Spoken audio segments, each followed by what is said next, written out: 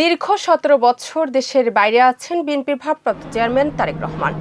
দেশে ফেরার জন্য যে বিষয়গুলো সবচেয়ে বড় বাধা ছিল তার বিরুদ্ধে করা অসংখ্য মামলা।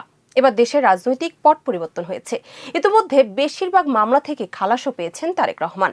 তা একটি প্রশ্ন ঘুরপাক খাচ্ছে, তা হলো খুব শীঘ্রই কি তারেক রহমান দেশে ফিরবেন কিনা।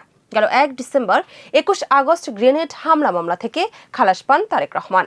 এরপর থেকে তারেক রহমানের দেশে ফেরা নিয়ে বিভিন্ন মহলে আলোচনা চলছে। ১৭ বছর বা ১৮ বছর যাবতেই এই বিভিন্ন ধরনের ফলস ফেব্রিকেটেড কনকক্টেড মামলাগুলোর মুখোমুখি হতে হচ্ছে। দলটির শীর্ষ নেতারাও তারেক রহমান দ্রুত দেশে ফিরছেন বলে ইঙ্গিত দিচ্ছেন।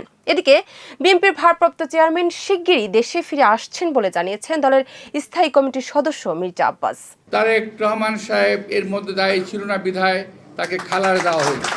তারেক রহমান দেশে আসতে পারবেন কিনা জানতে চাইলে আইনজীবী শিশির মনির বলেন, বাকি মামলার শুনানি শেষ পর্যায়ে।